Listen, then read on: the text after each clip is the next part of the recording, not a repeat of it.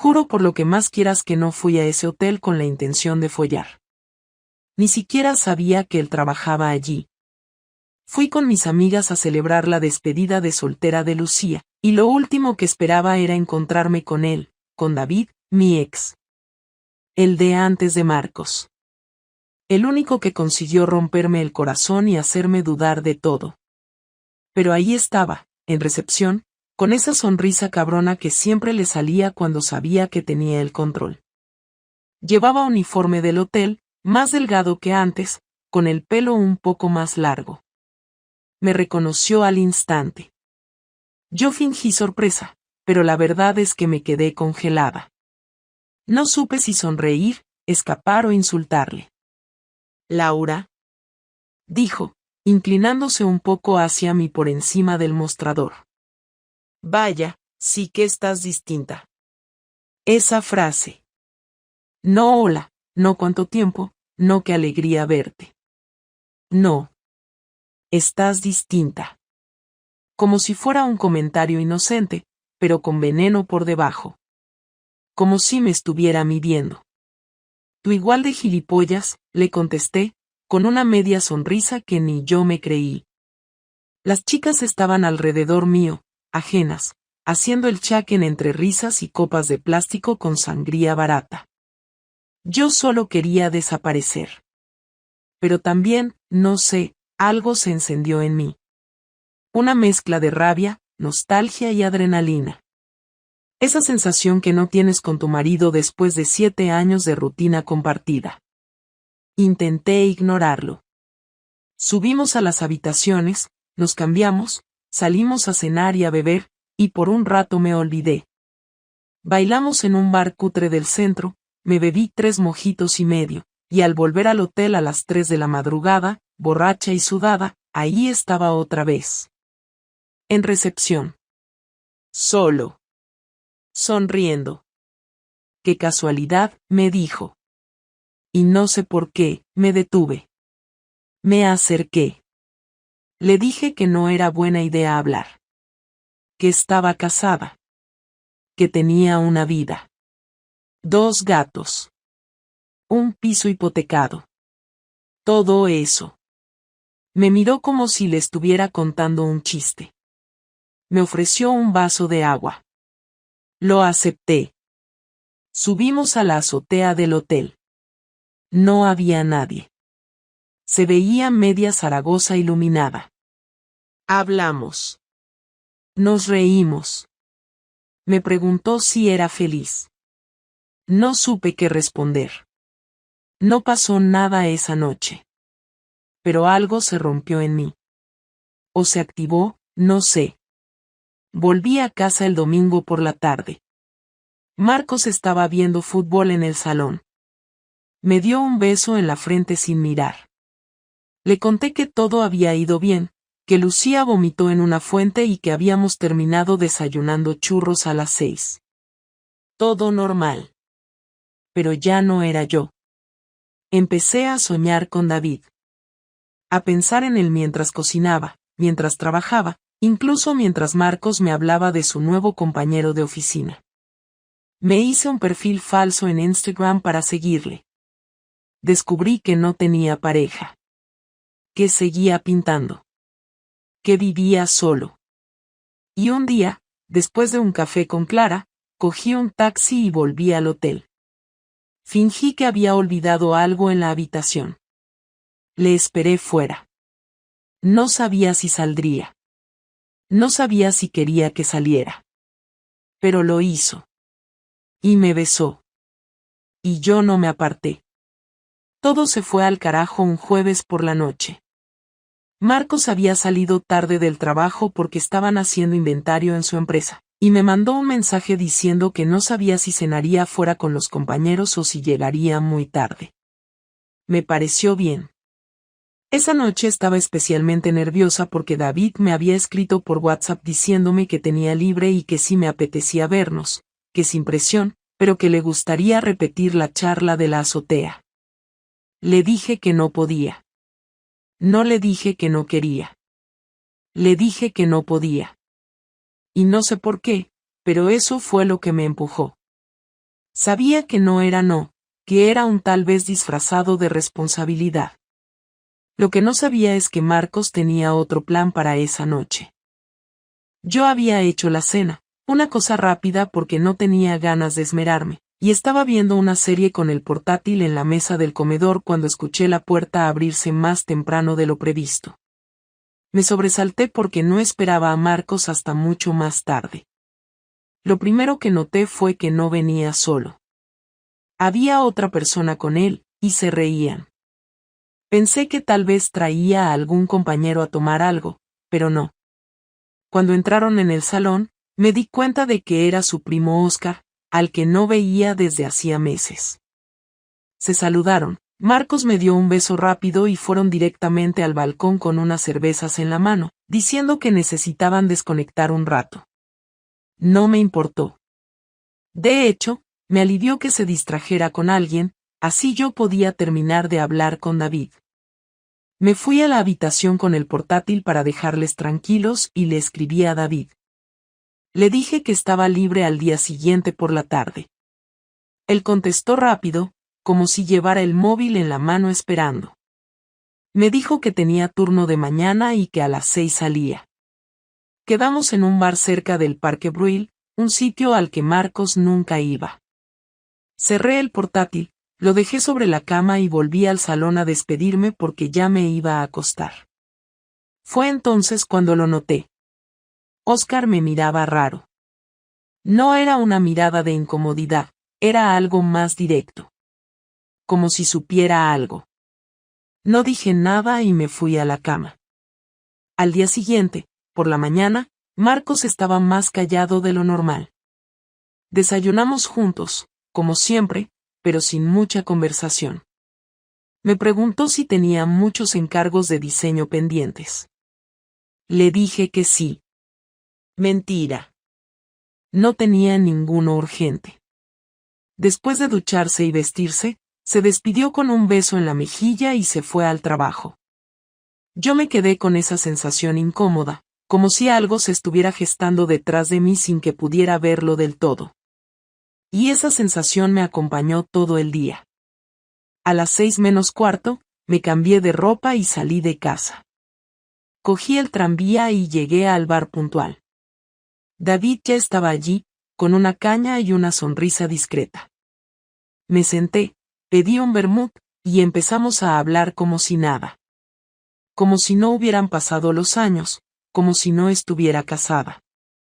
Hablamos de su trabajo, del mío, de Zaragoza, de las cosas que echábamos de menos de cuando teníamos 20 años. Me miraba de una forma que Marcos ya no lo hacía.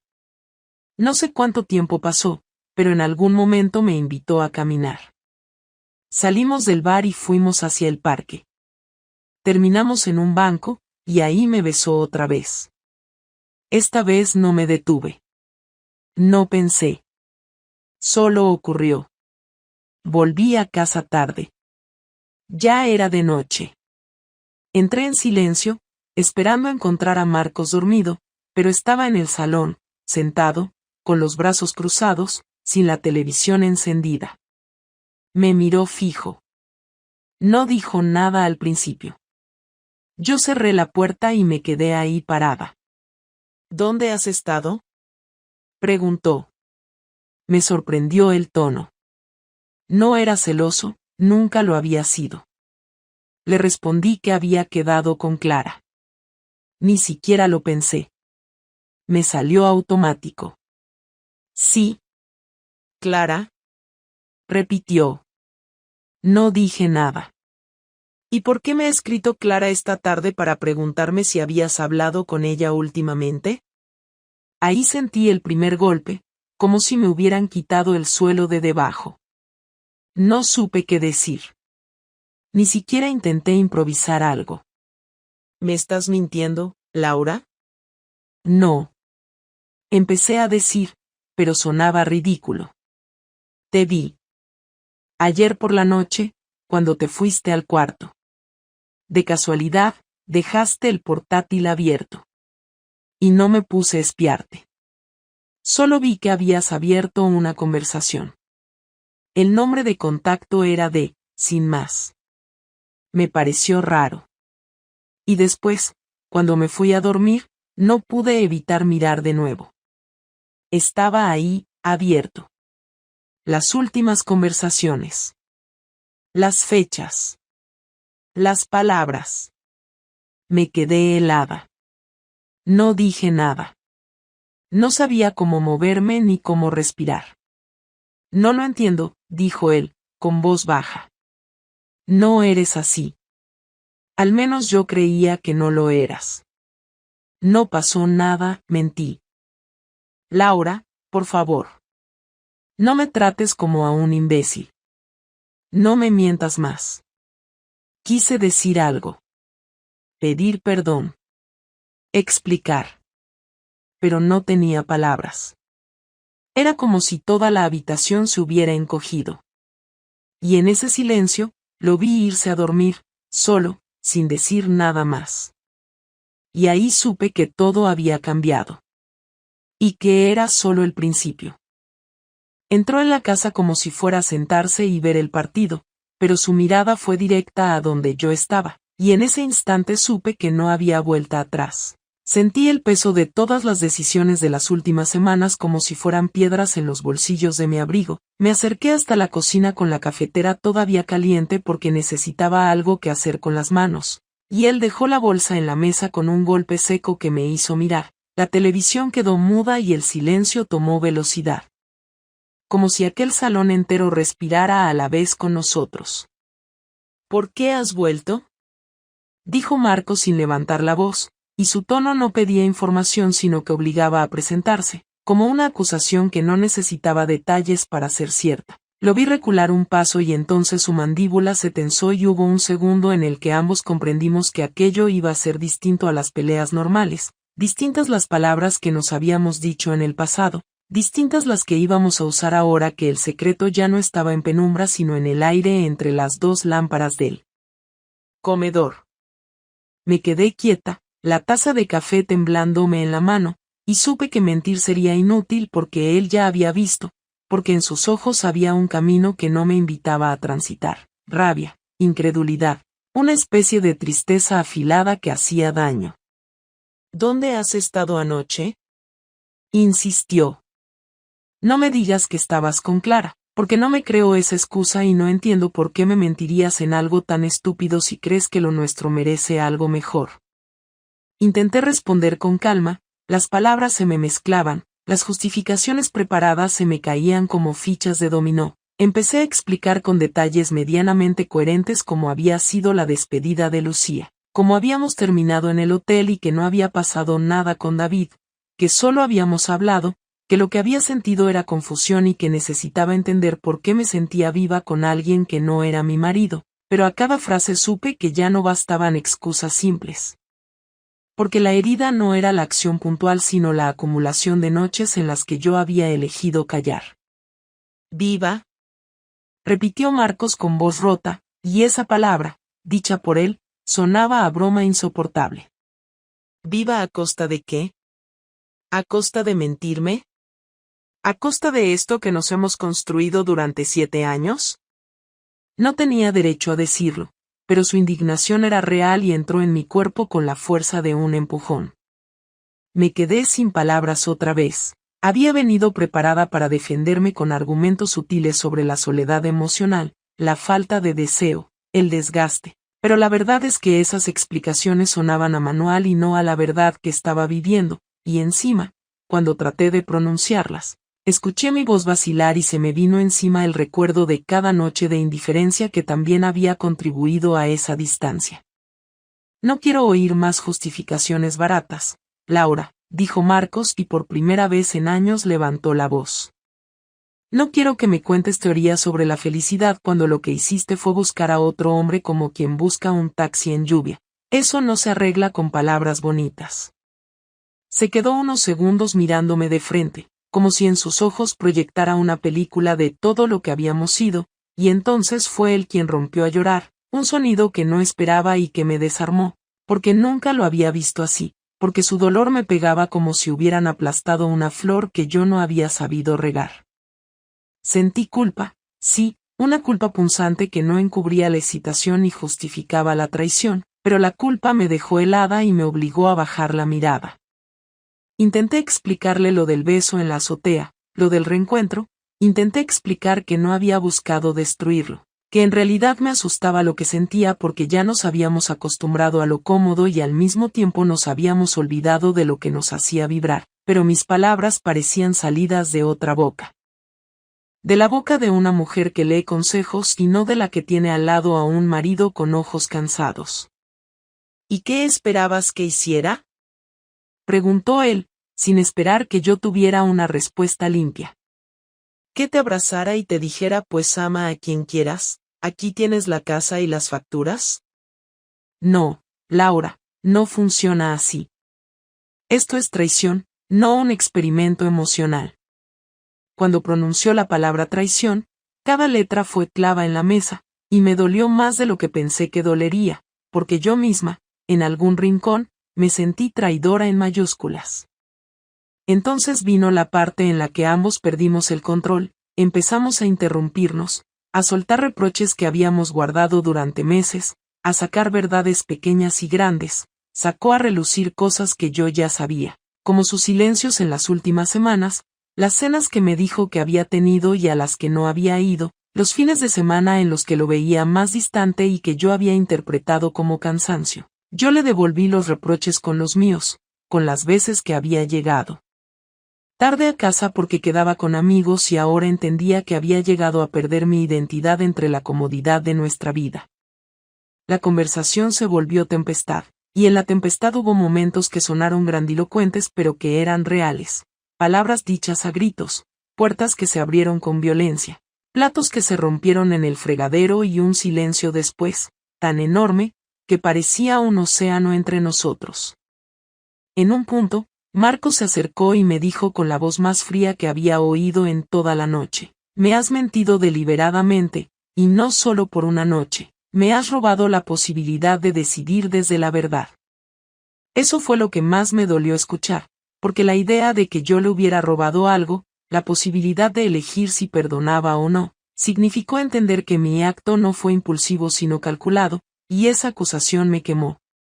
Le supliqué que me dejara hablar, que me escuchara sin cortar, que entendiera que era un desastre emocional, que no era excusa, que quería arreglarlo si me lo permitía, pero sus ojos ya no estaban solo enfadados, estaban hechos de una decisión que yo no podía prever. Miró a la pared como buscando respuestas y me dijo: no voy a decidir nada esta noche porque no puedo, pero sí te digo que no voy a permitir que esto se quede sin consecuencias. No dijo qué tipo de consecuencias, y en ese misterio hubo una amenaza y una promesa, una línea que separaba el después del antes, y yo supe, con una claridad dolorosa, que la confrontación no había sido solo para sacar la verdad sino para marcar el inicio de algo irreversible en nuestras vidas. Entonces, en ese salón que había sido nuestro refugio, nos quedamos los dos, respirando con violencia, sin resolver nada, y la noche se nos vino encima como un juicio que aún no tenía veredicto. Pasaron 2 días en los que apenas cruzamos palabra. Compartíamos el mismo espacio como dos extraños que evitaban mirarse directamente. Las preguntas que yo me hacía no eran sobre el futuro de nuestra relación, sino sobre qué estaba tramando Marcos. Sabía que algo venía. No era del tipo que rompía todo en el momento. Era más de los que esperan, observan y eligen el momento exacto para dar el golpe. Me conocía bien. Sabía cómo afectarme sin necesidad de levantar la voz o romper un plato. El domingo por la tarde, me dijo que había quedado con su abogado al día siguiente. No me lo dijo como una amenaza, lo dijo como quien te informa de que va a llevar el coche al taller. Me dejó sentada en el sofá sin saber qué contestar. Me levanté para decirle que no tenía sentido hacer nada sin antes hablar bien, sin pensar las cosas, pero él se limitó a decir que hablaríamos después de que él supiera bien cuáles eran sus opciones. Que necesitaba entender qué pasos podía dar. Que no pensaba tomar decisiones a ciegas. El lunes me desperté sola. Había dormido en la habitación de invitados. La cama estaba sin hacer y el armario abierto. Noté que faltaban algunas camisas. Pensé que se había ido a dormir a casa de su madre, pero más tarde supe que no. Recibí una llamada de la gestoría donde teníamos los papeles de la hipoteca. La chica, muy formal, me dijo que Marcos había pedido los extractos de todas nuestras cuentas conjuntas y que necesitaban mi firma para liberar unos movimientos. No entendí nada al principio. Colgué y lo llamé. Me contestó como si habláramos de cualquier cosa. Me dijo que había retirado el 50% del dinero de nuestras cuentas y que había congelado las tarjetas adicionales. Yo no podía usar la tarjeta del banco sin pasar por el cajero, y no tenía acceso online. Todo eso lo había manejado él siempre. Me quedé sin acceso al dinero en cuestión de horas. Lo llamé de nuevo, esta vez con otra voz, no la de la mujer que intenta entender, sino la de la que ya empieza a sentir que le están empujando fuera. Me dijo que lo había hecho por precaución, que no quería que usara el dinero para desaparecer, que no quería sorpresas, que después de haberme enterado de que le mentí y de que me vi con otro, tenía todo el derecho a protegerse. Le dije que no era justo, que yo también había trabajado, que ese dinero también era mío. Me contestó que lo sabía, que por eso había sacado exactamente la mitad, ni un euro más. Me sentí como si me hubieran cortado un cable que me unía a la normalidad. No sabía cómo pagar nada. Tenía algo de efectivo, pero no mucho. Fui al banco y confirmaron que la cuenta seguía activa, pero con los permisos divididos. Ninguno podía mover más del 50% sin la firma del otro. Él lo había dejado todo legalmente perfecto. Esa misma noche, al volver a casa, encontré una caja en la entrada. No tenía nombre, solo estaba ahí, apoyada en la puerta. Era una caja de cartón, precintada. La abrí. Dentro había una carpeta con impresiones. Eran capturas de pantalla de conversaciones. Fotos de David, algunas que yo le había enviado. No eran explícitas, pero sí personales. Algunas estaban marcadas con rotulador. Había también una copia de mi agenda sincronizada con el calendario del correo. Había días marcados. Fechas. Incluso rutas del GPS de mi móvil. Me quedé mirando todo sin poder entender cómo lo había conseguido. Yo no se lo había enseñado. No había forma de que él tuviera acceso a eso sin haberme espiado. Llamé a Clara, que me dijo que Marcos la había llamado y le preguntó directamente si me había visto ese día en la cafetería. Ella le dijo que no, y que no quería meterse. Pero que él ya sabía todo antes de preguntar. Me dijo que parecía tranquilo, incluso amable, pero que cuando colgó se sintió como si la hubiera interrogado un abogado. Entonces entendí que Marcos había armado su venganza sin hacer ruido. No me gritó, no me echó de casa, no me persiguió por la calle. Simplemente se aseguró de que cada persona que conocíamos supiera que él sabía. Mandó las fotos y las conversaciones a su madre, a su hermana, a dos de sus mejores amigos y, lo supe más tarde, incluso a una excompañera mía de trabajo que era vecina suya. Pero lo peor vino cuando me llamó David. Estaba nervioso. Me dijo que alguien había llamado a su trabajo y había dejado un sobre con información sobre nosotros. Que su jefe se enteró. Que no era nada ilegal, pero que le habían llamado la atención. Que no querían escándalos. David era camarero, y el hotel no quería líos. Me preguntó si había sido yo. Le dije que no. Me pidió que no le volviera a escribir. Me bloqueó esa misma noche. Y ahí supe que Marcos había cerrado el círculo. Me dejó sola. Sin dinero. Sin red. Sin contacto con David. Y con la vergüenza en la cara cada vez que bajaba a por el pan. Lo había hecho sin insultarme, sin tocarme, sin amenazarme. Pero su venganza era limpia, eficaz y me dolió más que cualquier grito. No necesitó ser cruel. Solo fue preciso. Y yo no tuve cómo defenderme, porque todo lo que había hecho estaba ahí, impreso, con fechas, palabras, lugares y nombres. Nadie dudó de su versión. Nadie vino a preguntarme qué había pasado. Solo hubo silencio, y miradas, y distancia.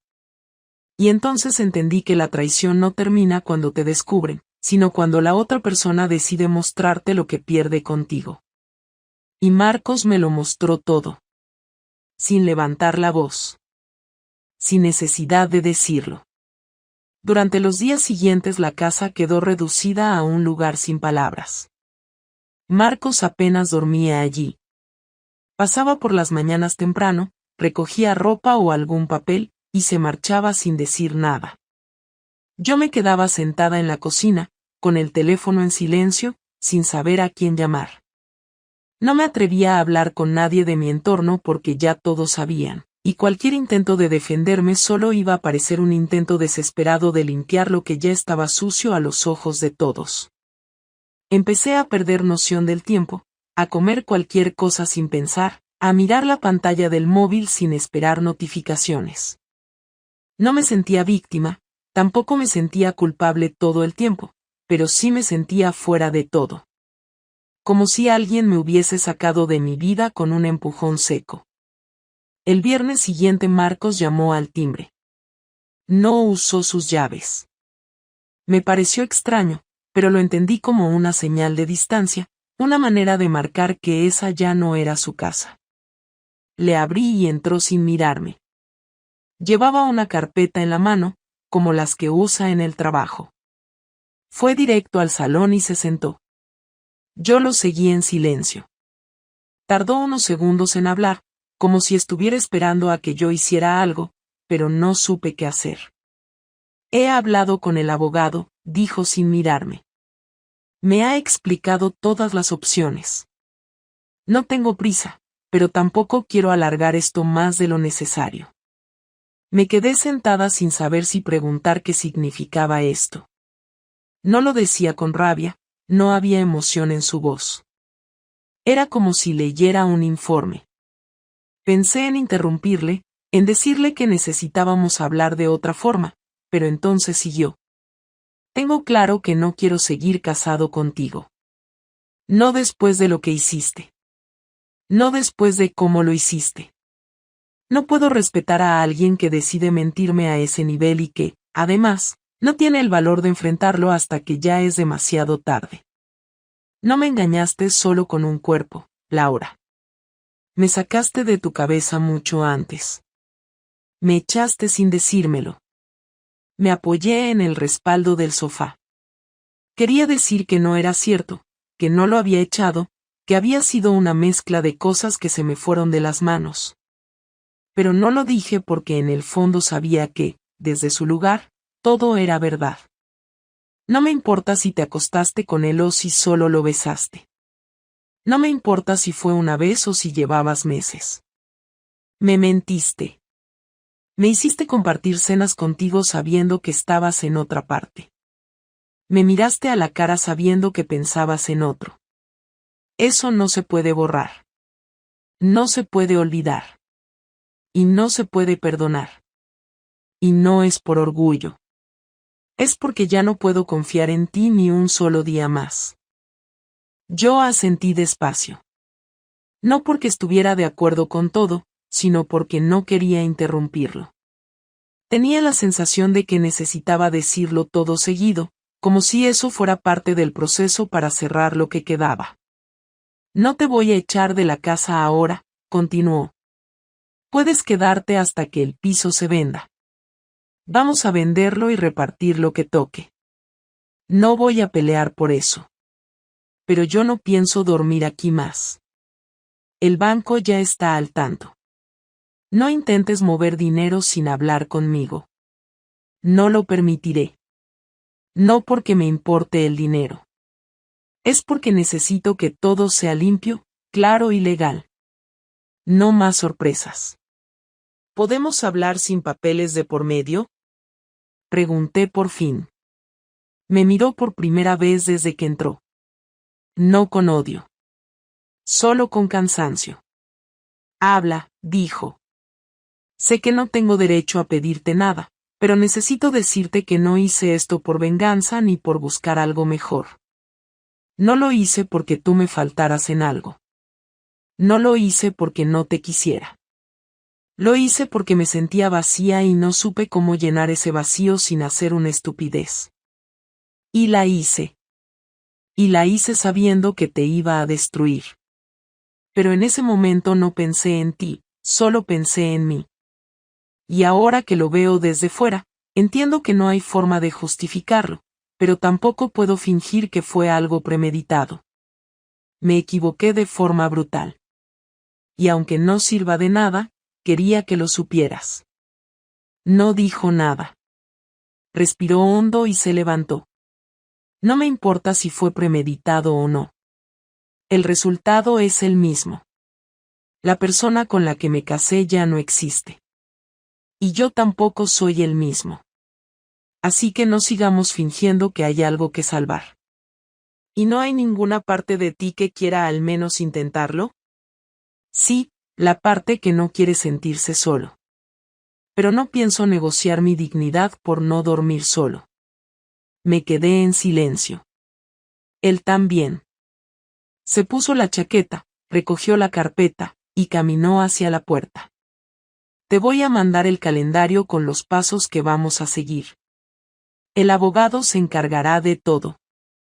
Si necesitas hablar de algo práctico, me escribes. Si es emocional, mejor guárdatelo. Yo ya cerré esa parte. Abrió la puerta y salió. No la cerró fuerte. No hubo portazo.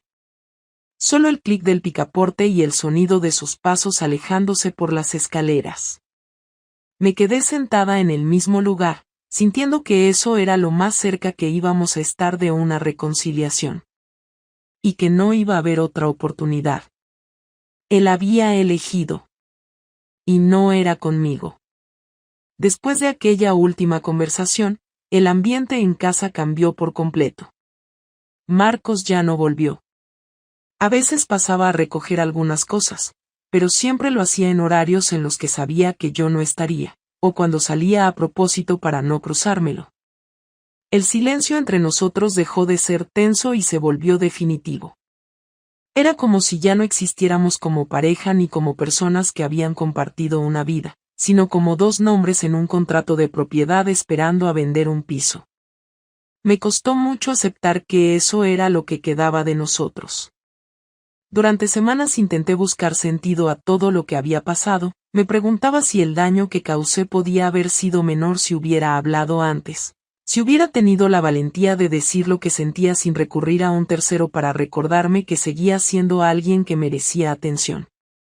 Pero esas preguntas no llevaban a nada porque ya no importaba si las respuestas eran correctas, lo único que quedaba era lo que había ocurrido y las decisiones que cada uno tomó después. No intenté volver a contactar con David. Después del mensaje en el que me pidió que no le escribiera más, entendí que para él tampoco era más que una historia que debía cerrarse cuanto antes. No fue amor, no fue un proyecto de nada. Fue un momento. Un error.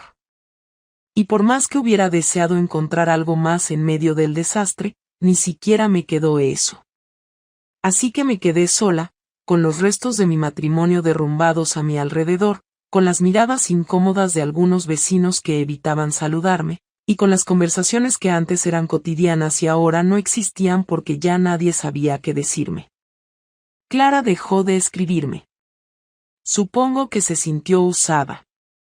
O simplemente no quiso verse involucrada. No la culpo. Volver a una rutina normal no fue inmediato. Durante un tiempo viví en automático.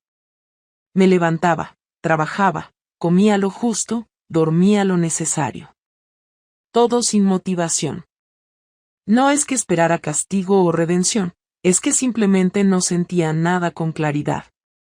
No estaba triste todo el tiempo, ni enfadada, ni arrepentida en un sentido redentor. Estaba vacía. Una de las peores sensaciones fue ver cómo, después de lo que hice, lo que más dolía no era perder a Marcos, sino darme cuenta de que llevaba años sin saber quién era sin él.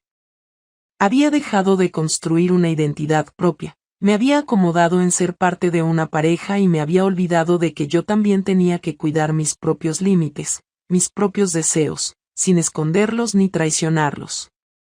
Un mes después de la separación formal, vendimos el piso. No hubo discusión. Marco se quedó con una parte algo mayor porque yo le dejé parte de mis derechos para no seguir prolongando algo que ya no tenía sentido.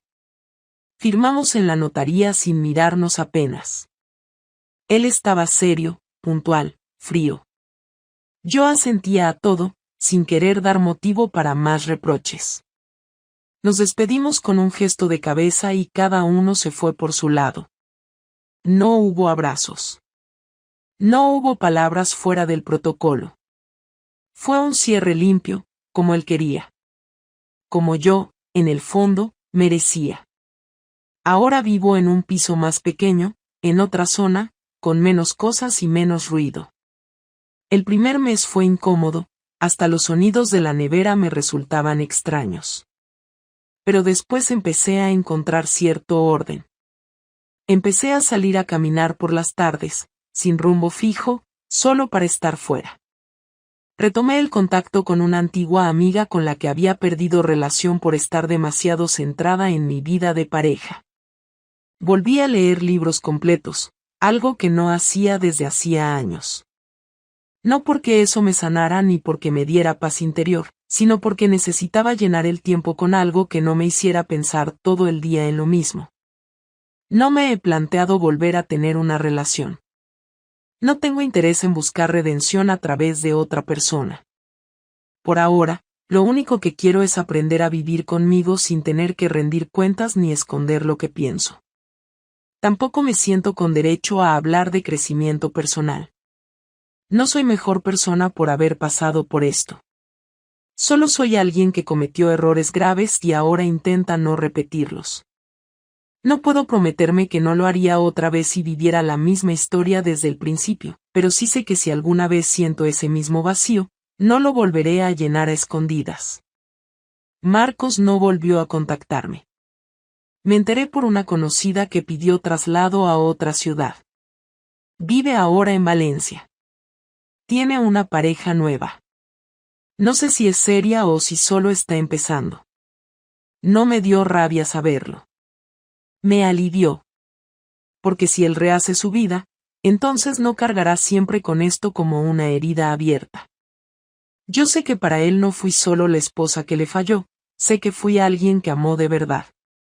Por eso su reacción fue tan fuerte. Porque había algo real que yo destruí.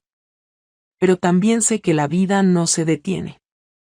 Que ni siquiera el dolor más profundo tiene derecho a definirnos para siempre.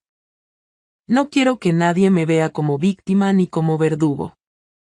Solo quiero que si alguna vez alguien me pregunta qué aprendí de todo esto, pueda decir con sinceridad que aprendí a no callarme lo que siento, que entendí que esconder el malestar solo lo multiplica, y que la traición no empieza cuando tocas a otro, sino mucho antes, cuando decides dejar de mirar a quien tienes al lado. Y que si no tienes el valor de decirlo en voz alta, entonces no tienes derecho a pedir segundas oportunidades. Yo no las pedí. Y Marcos no las ofreció. Así se cerró nuestra historia. Sin épica, sin reconciliación, sin escándalos. Solo con hechos. Y con la consecuencia exacta de cada uno de ellos.